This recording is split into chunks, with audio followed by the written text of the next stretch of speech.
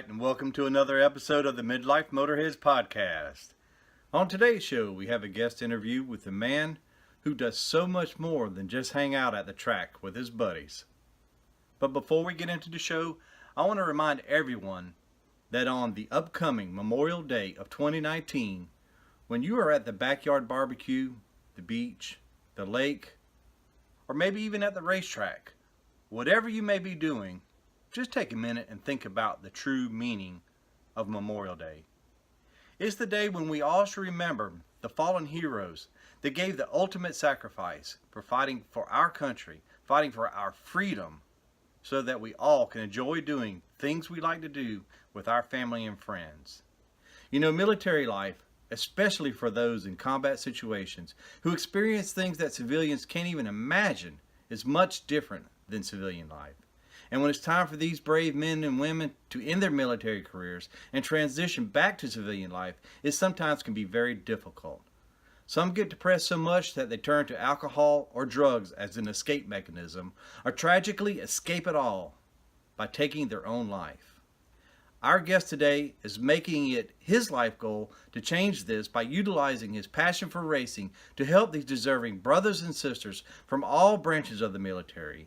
He has formed a nonprofit organization to help his efforts and has made many connections all over the country to gain sponsors for his race team, all while serving his country as an active duty Marine and being a good husband and father to his children. We are honored to have as our guest today Chief Warrant Officer 2 of the United States Marine Corps, Brian Czech.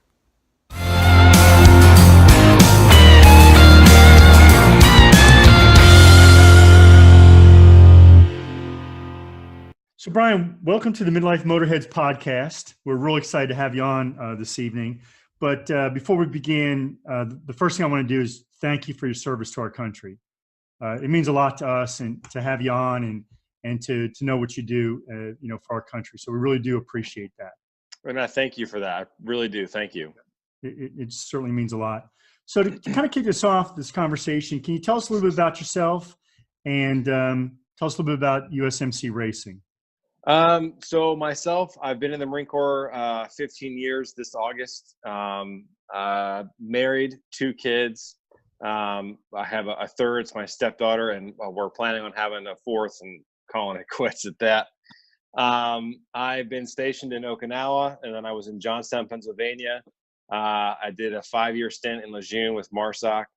And then did some time there. After that, at another unit, Combat Logistics Battalion 24, did a MEU pump. So basically we went on ship and got orders to come to New Orleans, and that's where I'm at now. And basically left all my guys my OG guys that ran USMC racing with me and started it. I basically left them all. And I'm kind of a one-man show down here. So it's been pretty brutal since we moved as far as the car has been concerned. Where'd you start the team? Where was the team originally from? Originally, it was from Camp Lejeune in officer housing in my garage on base, which is, I don't know if you know anything about any kind of on-base housing, especially in the Marine Corps. Any kind of mechanic work in your garage, in the driveway, no-go. Absolute no-go. They don't want you changing your oil. They don't want you to do nothing. And here I am. I have a race car that I rip up and down the block every now and then when I'm done doing something. As a matter of fact, the buddy of mine that's on the team, he's a major Osprey pilot. He sent me a picture like a month ago, and the burnout patch that I left in front of his house on base is still there, and it's like a year old. So you're familiar with Carolinas then? Yeah, very. Yeah. So Carolina Motorsports Park, we consider it kind of our home track. But that we may be switching. I ended up talking with Bill Strong from Champs. I got linked in with him through Kathy McCaws, who runs Lucky Dog Racing League out on the West Coast.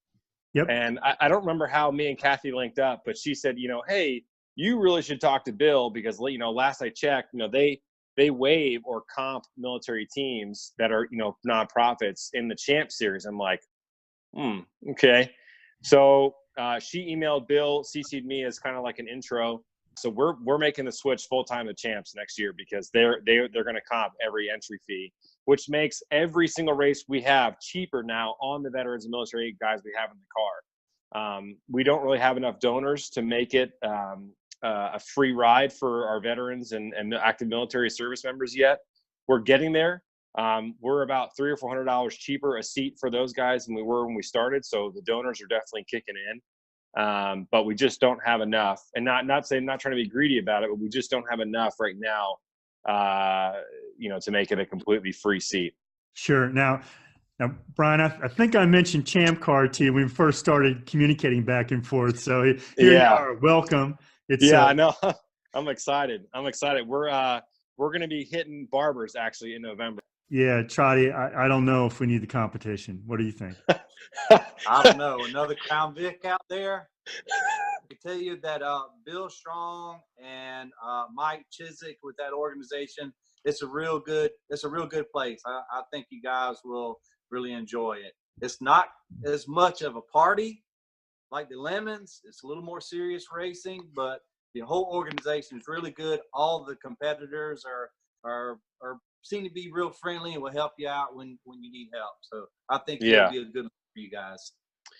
Yeah, I'm curious to see what the difference is going to be. I can tell you there have been many a nights where when we haven't done a 24-hour race, people are partying until like midnight, and it's like, bro, you got to get up in like 6 hours and prep. Like, what are you doing? Yeah. So part of me is kind of annoyed that they do that kind of stuff. But the other part of me says, hey, this is a lot of fun. But our car is getting more and more competitive. We went from being like just another Joe Schmo on the block to being an actual competitor for the podium in B class in Lemons. And that's thanks to a lot of different donors that have helped us make the car better than what it was when we found it. Realistically, we got to grow or we're going to die on the vine. And I don't think there's anywhere for us to grow in Lemons. I feel like the next approach is Champs, because that opens the door for a lot of our guys and gals who do want to get better in driving.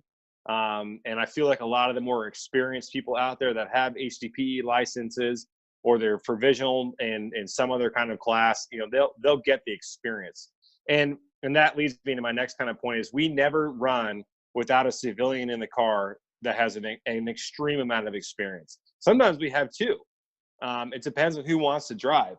And the civilians, usually we have them pay full seat fee. We explain to them, hey, this team is meant for this, but we need your services to ensure that our guys and gals can turn left when they're supposed to, they're braking when they're supposed to, they're on the throttle when they're supposed to. We'll get up a map of the track and we're talking about where we should track out, where the apexes are. And so we have a lot of these conversations over beer, the night before a race, and it does a whole lot of good, and I don't think we'll ever stop. As a matter of fact, one of the guys that drove with us at CMP, our 24-hour race, like 3 weeks ago, he's going to be driving with us again at Barbers because he has a ton of experience at Barbers and is a very well-rounded driver. I'm really excited that when I asked him, I said, hey, I'm running Champs. Do you want to run at Barbers? And it was like, bing, bing, bing, bing. Yes. Like he texted me back immediately and was just ecstatic that he was going to run with us again. I'm pretty stoked. That's fantastic. So Brian, tell us a little bit about the team. When you're planning for like your next race, how do you assemble the team? How do you put folks together? What's your typical participant like? So what I would normally do if we were still doing Lemons, so Barbers was a little different. And because it was kind of a last minute decision with Champs, I already had people in mind that I wanted to run as soon as I found out Barbers was the case. So there'll be no new military folks in the car this time. But on the Lemons webpage, they have basically a driver's pool that you can just scroll through. And I look for people that say, I'm a tank driver, I'm LAV, I'm an admin clerk, I'm a whatever in the pick a branch. And those are the guys I target. Wait, tank driver, is that like, are you making a joke about the Crown Victoria? Okay. No. There's a guy in the Army on the old forums on Lemons who says, hey, I drive tanks for the Army. You know, I'm good at driving, obviously, and basically was just, you know, blowing a bunch of hot air. And I messaged with the guy. He never wrote me back, but that's usually how I do it. Now, there have been recently, since our Facebook page has gotten pretty big and comparatively to where it was a month ago, and we've been linking in with other Marine Corps affiliated pages who have then linked us in with other organizations. So we have actually had a couple people, probably 10 or so, have messaged us off the Facebook page saying, hey, I want to ride, da-da-da-da. And that kind of segues into another issue we're having is I have too many people and not enough car. And so our goal in the next 2 to 3 years is to get a second car, a different trailer, and an RV that allows these guys and gals to not only drive, you know, I have multiple people driving now. I have 10 people driving instead of 5 now, but it also, the RV gives them a place to sleep, take a shower. We can make a legitimate meal. They can get out of the weather. A perfect example, we raced Road Atlanta in December, and it was 34 dang degrees the entire weekend. It snowed a little bit in the middle of the night. It was freezing rain on Sunday morning, and none of my guys and gals had anywhere to go, like except in the back of our trailer. Like, that's not okay. And so we're really hitting hard on trying to find someone that's willing to donate an RV. We just can't, you know, no donor's going to give us $60,000. You know what I mean? Even though we are a nonprofit, we have 501(c)(3) status, which actually just came through on Wednesday. So congratulations to I saw that. That was on my list of things to talk to you about. That's fantastic. Yeah. I once did a 501(c)(3) for a youth hockey team, and I know that's a bunch of work, man. It is. And there's a board. There's 6 of us. 5 of us are Marines. One of which is a prior Marine, did OAF1. He was a tow gunner. And then the other one that we have on our board that's not a Marine is a Green Beret out of Kentucky. So we have a somewhat diverse group on the board. We have 6 Marines. That's diverse. There you go. Yeah. And so it's really cool. And but yeah, that's our goal. Next 2 or 3 years, second car, different trailer, obviously a stacker, and an RV that can pull it, so that the guys and gals have a place to sleep. I can drive more. We can have more people in the car. I tell you, it kills me that I have all these people saying, I want to drive. And then it's, I'm sorry, I can't because I don't have the seats. And I was booked. So the 6 races we're doing this year in Lemons, I was booked solid in February, all the way through December. Yeah, I can imagine. You know, one thing you might want to consider is when we went to VIR last August for the 24-hour race, it was our first Champ Car race. We rented not an RV, but a fifth wheel camper. Yeah. And the person we rented from delivered it, set it up, came back at the end of the weekend, picked it up, took care of all the, you know, disposal and everything. It was absolutely turnkey. It was very inexpensive, and you might be better suited to try to find someone to donate that kind of activity to you rather than just give you the hard asset. Because if they give you the hard asset, then it's on you to maintain it, store it, transport it, and all that other kind of stuff. You may want to think about that. That's a good point. I love it. I love going to these events. I love getting out there. We usually get there early. My wife and kids go with me each time. My daughter's always digging in the toolbox to go back. Where's the 10 millimeter? Oh, Briar's probably eating it. You know, sure enough, it's in her mouth. You know, And my son loves the race cars. He's, you know, he's getting all excited. You know, when we're getting ready to go.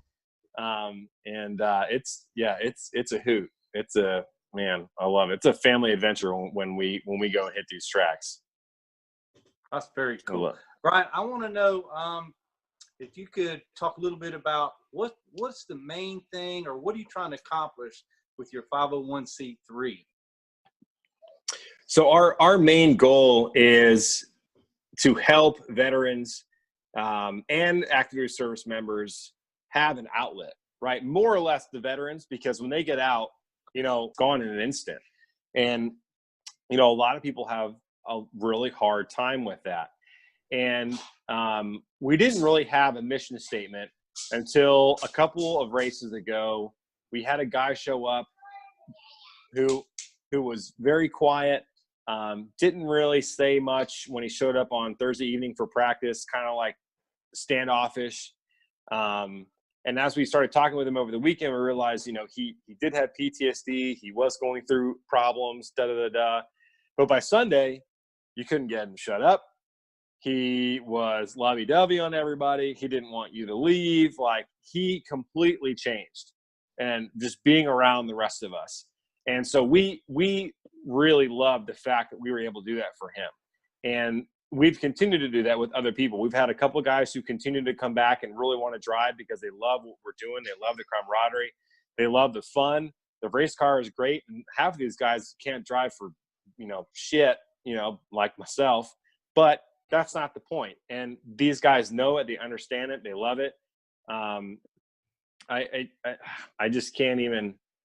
It really is an amazing thing to see people that have never met before, ever. And within minutes, we're inseparable.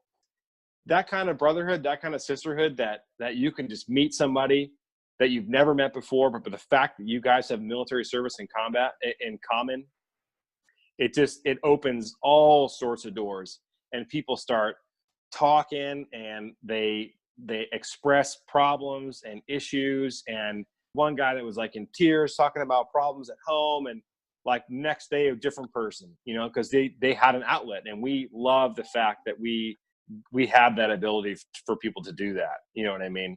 It's just fantastic. I couldn't ask for anything better. And it was long-winded. No. So Brian, tell us about like the pits.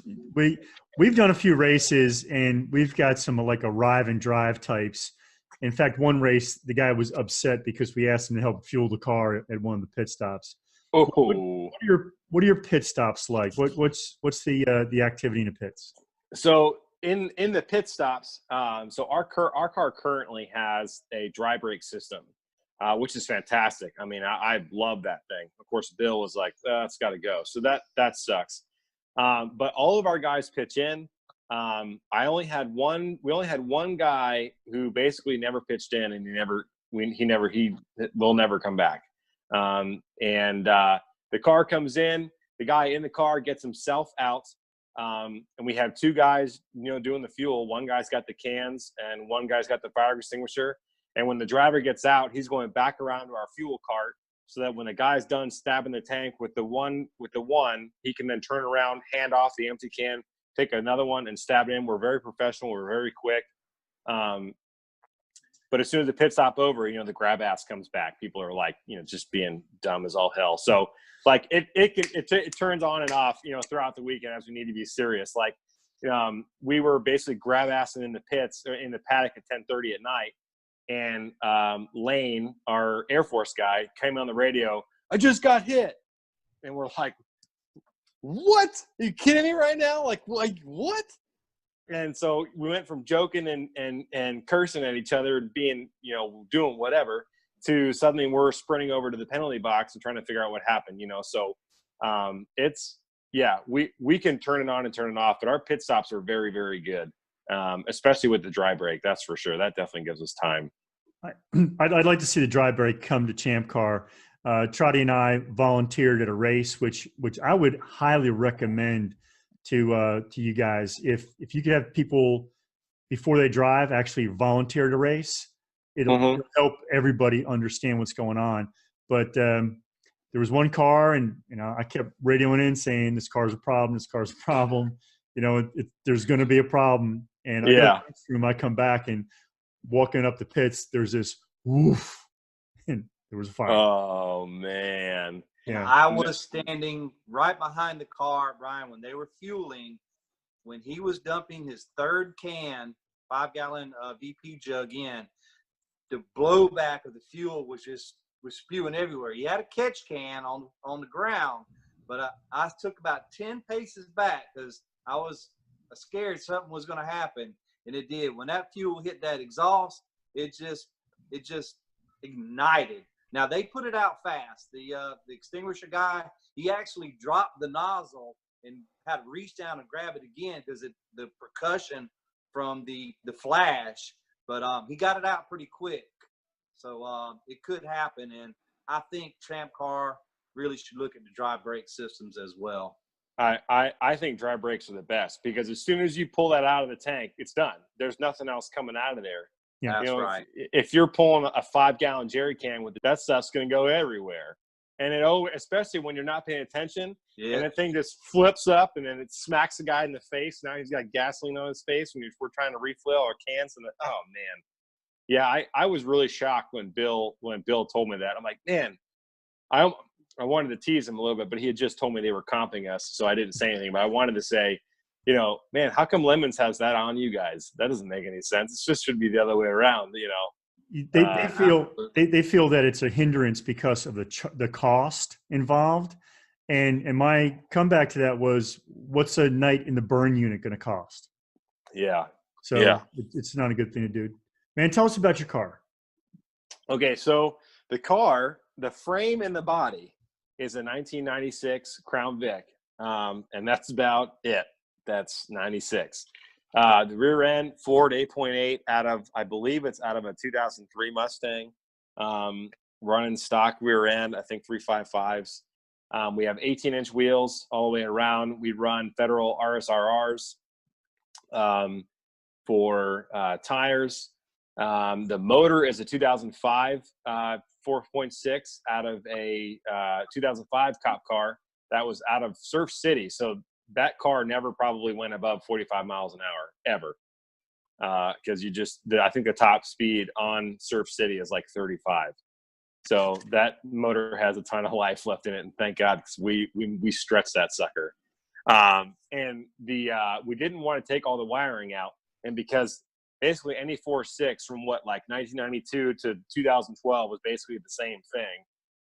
The two sensors that matter the most, the cam and the crank, are in the same position.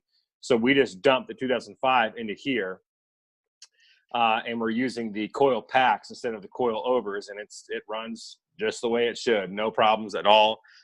Well, I tell you, we gotta work on your brake system, because when you told me you were getting 4 to 5 races out of a set of pads, I'm thinking, wow, these guys aren't going fast enough.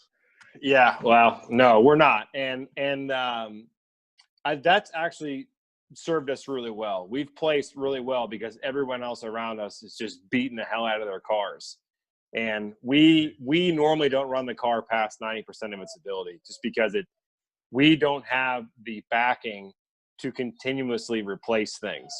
Yeah.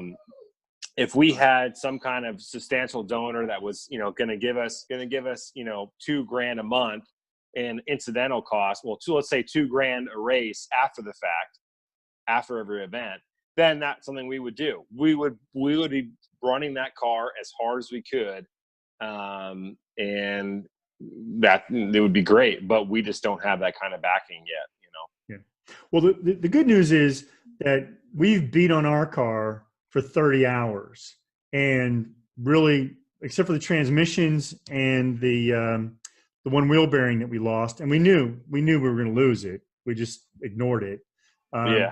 We haven't really had any problems. And, Trotty and I were talking, people who've been with us are doing the arrive and drive. It's like going to the go-kart track. They just get in the go-kart and they beat the crap out of it, not caring about anything. Yeah. And the car has held up. So I think you got a good choice there.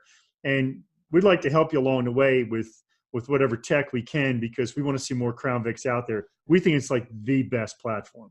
Oh, it's fantastic. I love that car. It is such a hoot to drive. It really is. And I'll tell you, people get the hell out of your way. When they see that freaking land tank just coming up behind them, they get the hell out of the way. It's like, most of the people that get it, some of the people that, aren't as familiar with racing and things like that, and they don't understand, what line to take, those people just dive bomb you and don't realize it. But the smaller cars that get it, oh yeah, they don't stay in our way for very long. Oh. Yeah, we've discovered that as well. Yeah, but y'all's looks a little bit more menacing with that huge front cover, that valance you got on there. That thing's great. I love that. That is beautiful. Oh man. Yeah, we got a lot of attention when we went down to Daytona with that thing, and it really wasn't that hard to build. It was time consuming to build it, but it wasn't hard. We could help you build one if that's something that you guys are doing. Absolutely. That and your dash cover. I saw it because I listened to the episode you guys did with Chris. I love what ADT stands for. ADTR stands for. God, that I wondered that too, but I didn't want to ask. But man, when I heard him explain that, I'm like, what? That's what that means? Are you kidding me? Oh my gosh. Yeah, man. Oh, I know. What? He's a hoot. I mean, I love like the car nicknames and everything. It just all fits together really well. Yeah, he's great. I was actually just on the phone, like text messaging with him back and forth, going over the brakes I have on the car now. And we're trying to, so right now the rotors have been on the car for, we don't even know how long. When we got the car in 2017, it had not driven since 2014. And the rotors, there's just micro fractures all over the place on all four rotors. So we need to get those replaced before we hit the track again in September. Yeah. We want to talk to you about brakes, but we'll do it at another time. Yeah, absolutely. We've got a little more time. We're kind of up against the clock here. Tell us, Brian, how do people get in touch with you? How can they follow your team? What kind of things are you looking for when you're looking for assistance? So you can follow us on Facebook right now. It's, facebook.com/USMC Racing. The page, not the group. I made the group on accident before I realized what I was doing. So it's the page. We are working with Spartan Media out of Tampa Bay. It's Prior Marine who owns that media company. He'll be making us a pretty comprehensive and pretty awesome webpage. So that's to come. And as far as assistance, we have a PayPal donation link that we can give out to people as they ask for it. We don't want to just put it out on Facebook and say, hey, this is our, that just seems a little too needy. So, if people feel like this is something they want to give to, or it's a charity or a veteran assistance program that they feel like they can, they want to be a part of, they can reach out to me or onto the Facebook page, because all of our board members have access to the page. And they can donate anything they want. They can donate $10. They can donate $10,000. Not that I expect 10,000. Yep. But do you take like supplies, tires, and things like that? Yes, we take anything. Yeah, we a lot of people that have helped us out. Chris, for example, he got us an 80mm MAF and a Marauder airbox. We've gotten stuff from Moe's Speed Shop, Silver Sports Transmission with the transmission. Tilton Racing has hooked us up with the clutch pack we have in the car currently. You name it. Hot Shot Secrets is actually one of our biggest ones. They fully sponsor both the car and the truck that pulls the car to all these events. So I've got transmission and oil, basically any kind of oils that you need for the truck. They gave me all of that, and the same thing for the race car. They gave us all sorts of oils for the rear end and for the motor as well. And they're basically going to be our backers for the foreseeable future. And that was just an email, and their marketing director came back and was like, bro, this is awesome. What do you want? What do you need? That's fantastic. And you're on Instagram as well. Did you mention Instagram? Yes, we are on Instagram. Unfortunately, I'm still kind of a one-man show with social media, so I try to bounce back and forth between the two. I definitely post on Facebook way more than I do on Instagram. Okay. But I definitely keep them both as updated as I can. Perfect. Yep. Scotty, any other closing remarks? No, I don't think so. I'm really excited about what you're doing there, Brian. It's a great thing. I don't have a military background myself, but I have a lot of friends, family that are, and I know what these guys coming back have to deal with, and what you're doing through racing. It's just it's a great deal, man. I'm really proud of you for taking that on. Thank you. I really appreciate that, and the people that come out and support us, like yourselves, for doing this interview, and it's fantastic. It's great that people want to hear the story. That's great. Well, Brian, best of luck, and let's keep in touch. We want to any way we can as far as intel and technology that we come across for the Crown Vic. Yeah. And we want to see you guys in the winner's circle. Yeah, buddy. That sounds great. Thank you so much. I really appreciate y'all's time. Take care. I'll come see you at CMP. That's September. Yeah, 14th, September 14, 15.